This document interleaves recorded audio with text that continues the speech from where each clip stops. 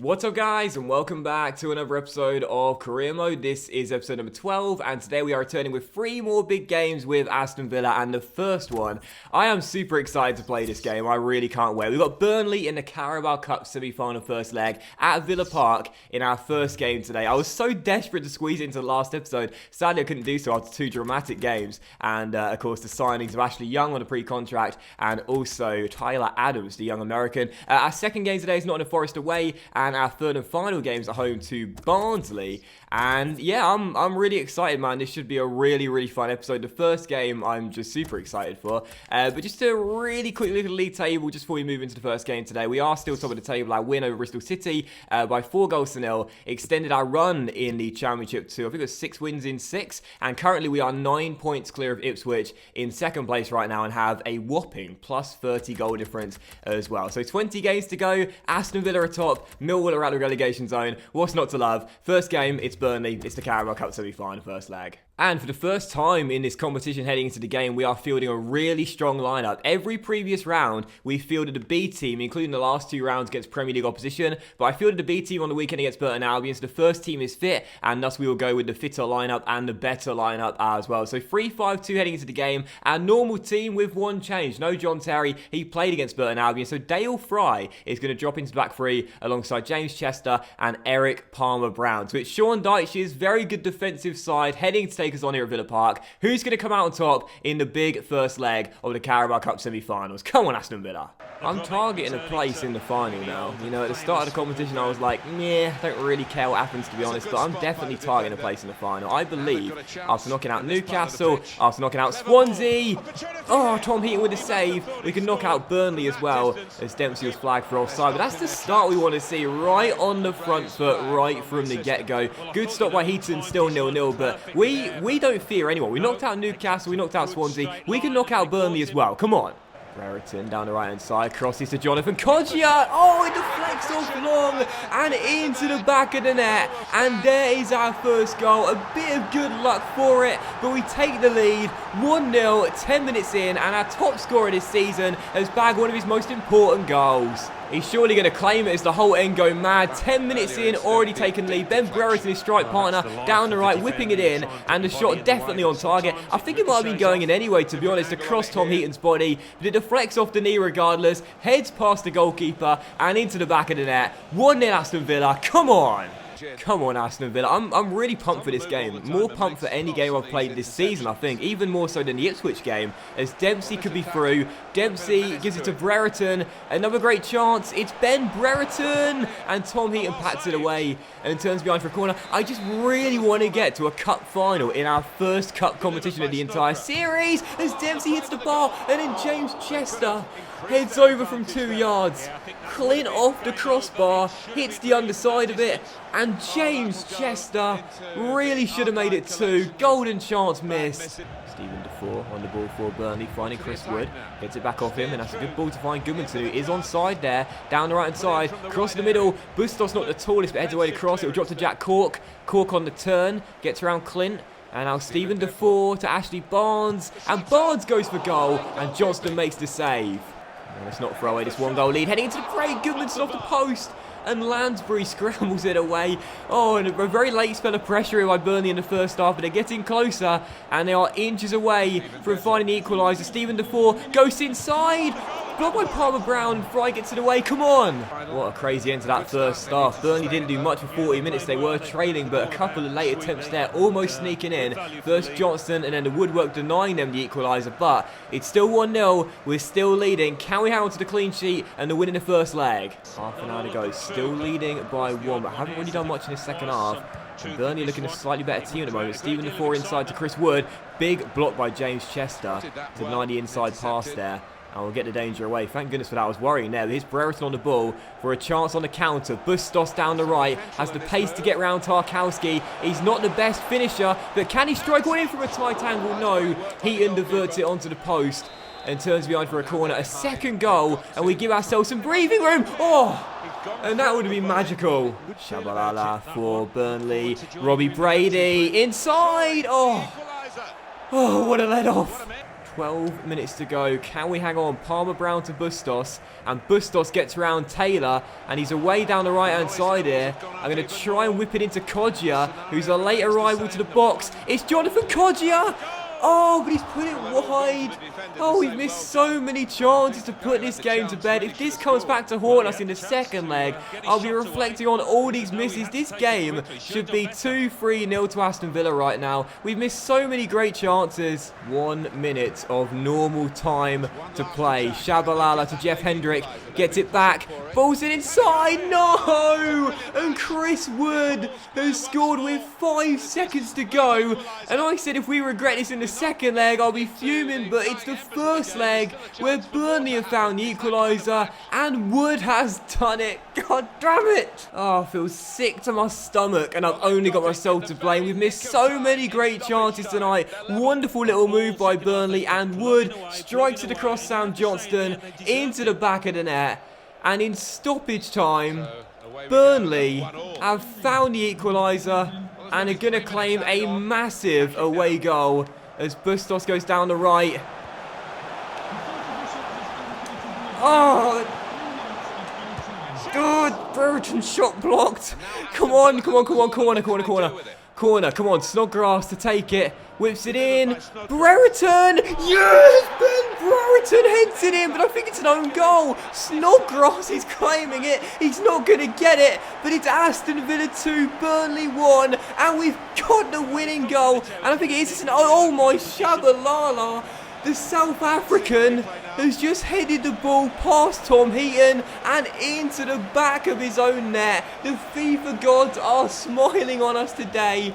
Get in! Every other round we played in, we played really well and deserved our wins and scored some nice goals. But in this game, a deflected effort for the first goal, though I think it was going in. But then the second goal, a textbook header from Shabalala back against his own goalkeeper, gives us the winner.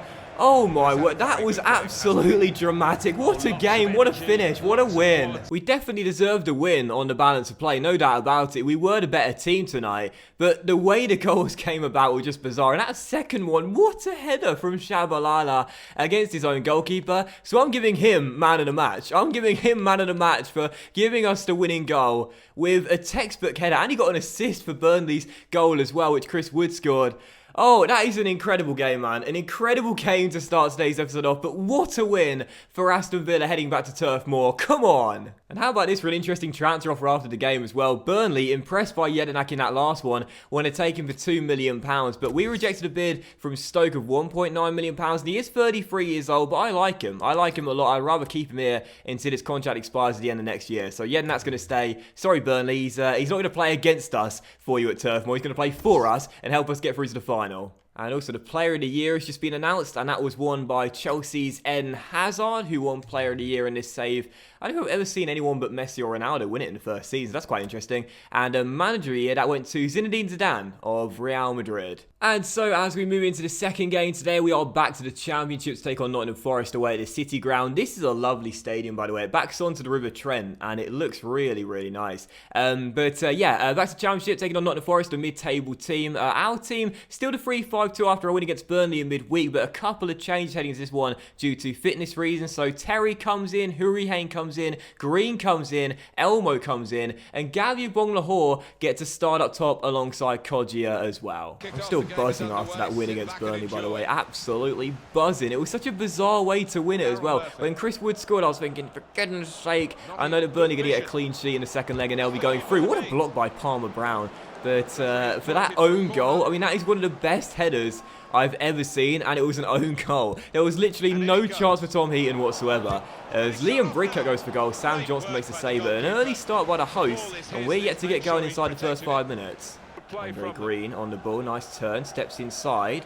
And he's got a man out wide there and a man running through, and Gabby Bonglahor! Oh, he skies it over the bar with a golden chance. Wasn't really in full control of that shot there. Overcooked the first touch and couldn't really steer it underneath the crossbar. But again, a fast start to the game. 7 minutes in, couple of good chances early. Still 0-0. Gabby Bonglahor for Aston Villa, trying to take it over the halfway line. Does just that, but he'll need a teammate here. He's got Kodjia with him.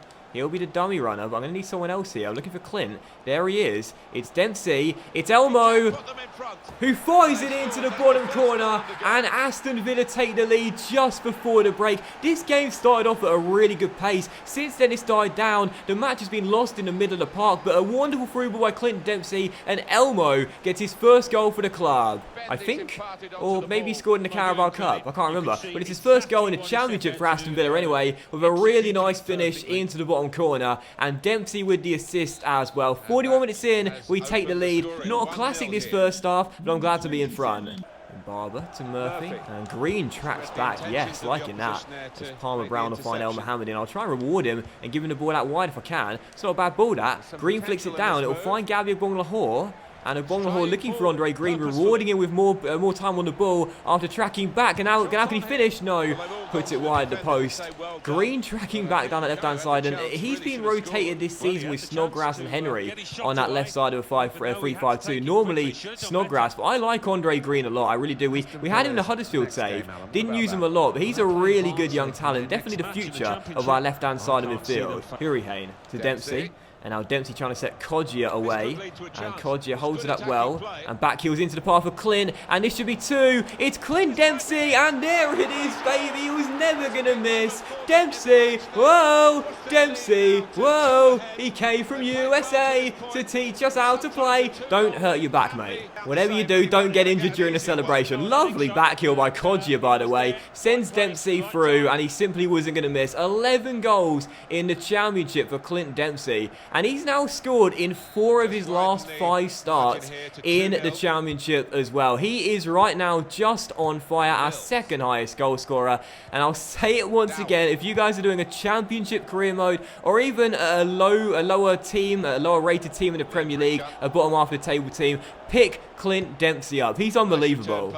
And we are now going to take off Clint Dempsey as well. I did see a comment in the last episode from someone saying you need to give Jack Grealish more playing time. I agree, he deserves more minutes on the pitch, but at the moment it's hard to get him on the pitch because Dempsey's just in such good form right now. Trust me, Grealish is definitely one of our long-term prospects for the cam role, for a permanent cam role in this team, but at the moment Dempsey is just in undroppable form. That's why he continues to start, and Grealish at the moment has to settle for a place on the bench. And that will do it for the game here at the City Ground. Nottingham Forest 0, Aston Villa 2.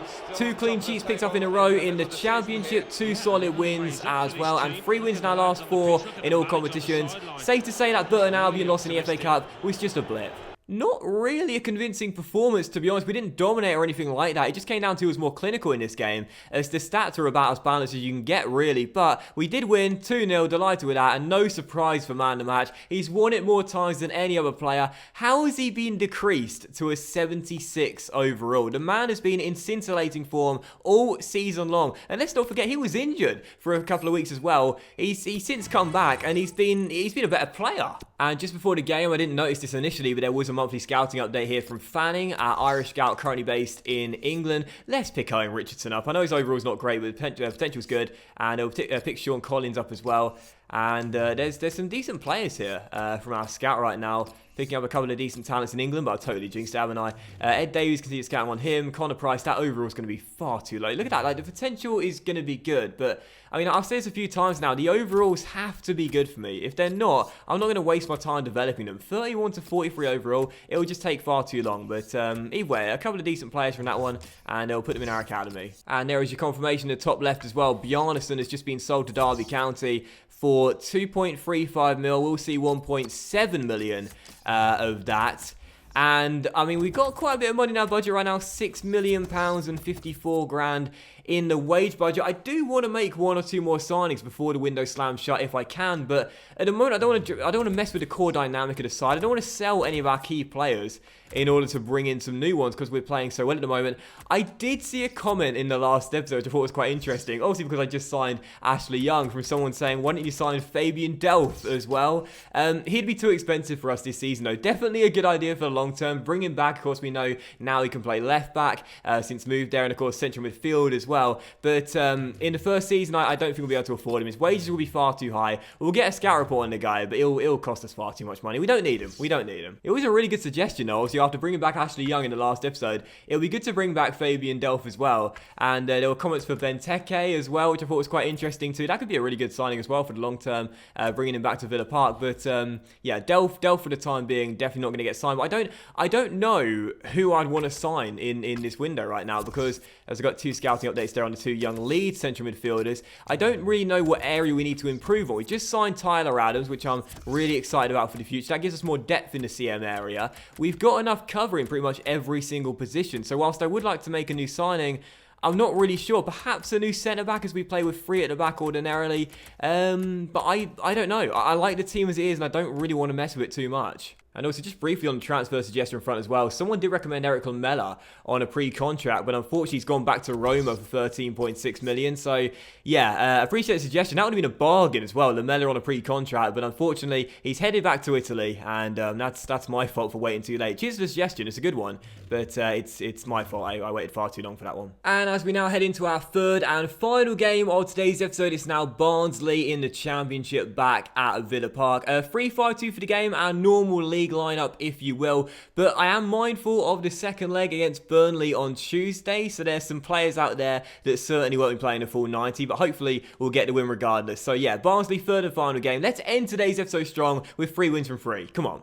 I never like to end a career mode episode on a loss. It's just not something I like to do. I just like to keep the confidence going before we head into the next one. And against Barnsley, we should fancy our chances, being at home as well. We're still yet to lose this season, and a great start as well. Right from kickoff, Robert Snodgrass taken down by Lloyd Isgrove. No doubt about it, certain a spot kick and a chance to go in front. Definite penalty and a chance for Jonathan Kodjia to score once again. I have had a few people saying you should take the target off, by the way, so I'm going to do that now. And let's see if I can convert it without the target. No, I can't. I've hit the crossbar, and it's cleared by Lindsay as well. So a missed opportunity there. Some people say that the target, like, it doesn't really, like, it's not the sort of thing that's, you know, cheating or anything, because it's in the game to be used. But I do agree that I don't necessarily feel like I should have to use it, but maybe I do, as I smack the woodwork, and it's still 0-0, as Bustos fires it wide as well. Barnes for Barnsley, a lovely ball inside, and Tom Bradshaw has fired it in. And Barnsley have taken the lead 17 minutes in and stunned us at Villa Park. We missed a penalty inside the first couple of minutes, and now Barnsley's number 9 is making me sweat. 1-0. Well, it was a brilliant ball into the centre there by Barnes down the left-hand side. Nice little dink to the middle, and what a volley by Tom Bradshaw. No chance for the on-loan Manchester United goalkeeper. It's 9 for the Championship for their number 9. It's 1-0 to Barnsley, and the side right now not in good form down the bottom end of the table, taking a shock lead as they go in front in the first half. Oh no, oh no, oh no, oh no, oh my god. Oh my god, what a let-off. I just gave the ball away with Sam Johnston as I was dribbling out like a moron, and Palmer Brown gets the ball away as it was going to be certainly crossing the line, as Barnsley basically had an open goal. Still 1-0, and I've just let myself off the hook big time there, courtesy of the American, as Terry slides it on Isgrove, makes a great tackle and wins it back. Well, this has been a terrible first half. We're still leading by, still trailing by 1, and we need a response. Can we get it here? Dempsey to Kodjia. To Dempsey! No, saved by Davies. And then up in the air, and then Kodjia blocked, and Barnsley will clear. Is this the game we lose our undefeated home record this season? Not if Jonathan Kodjia has anything to do with it. Aston Villa 1, Barnsley 1, and our top scorer has rescued us 2 minutes into the second half. Dempsey to Jonathan, stops on a dime, takes it around his man. Davies got a touch, but couldn't turn it away. Instead onto the bar and into the back of the net. 14 for the Championship, and what a start to the second half. We needed that. Bradshaw versus Kodjia here down the left-hand side as Jonathan's tracked all the way back to make Bradshaw dribble out of play. Great defensive work from our striker as we are still tied at 1-1, and I'm glad we're back on level terms and not trailing, but this would still be a bad result here as Lansbury gets onto the ball after Dempsey's tackle, releases Bustos into Brereton, gives it him back. Bustos Aston Villa, they'll be facing... Brereton makes it 2-1 and we get in front just past the hour mark. I've said this before and I'll say it again. This Aston Villa team have got such great character and resilience. We've came from behind to lead so many times this season. Wonderful work by Bustos and Brereton, our young pairing, and the former Nottingham Forest striker fires it home to make it 2-1. Come on! Oh, take a deep breath, everyone. Take a deep breath. What a huge win for Aston Villa, psychologically more than anything, on the verge of losing our undefeated home record this season to Barnsley 3 days before the second leg of our Carabao Cup semi-final away at Turf Moor against Burnley, and we turned the game on its head to win it, courtesy of Kodjia and Brereton, a strike duo, bagging the goals to win us the game. Massive victory. That was a nervy game, to say the very, very least, but we came through, we got the job done, just like we've done so many times this season, coming from behind to claim the wins. And that's man of match. I don't really know who to give it to, really, because no one played, like, amazingly well, but I have to say I was really impressed by this guy for Barnsley, Harvey Barnes, who got the assist and caused me problems all game long, so I'll give him man of match. I rarely give man of match to someone on a losing team, but we win the game by 2-1. That's the most important thing, and we'll end today's episode there on a really big positive. So thank you very much for watching today's episode of Career Mode, guys. Really hope you have enjoyed it. If you did enjoy today's episode, then please do drop a like. Much love. Hope you had a great week. Enjoy your weekend, and I'll see you for the next episode of Career Mode, featuring the second leg of the Carabao Cup semi-final versus Burnley, plus transfer deadline day, and hopefully some more signings as well very soon.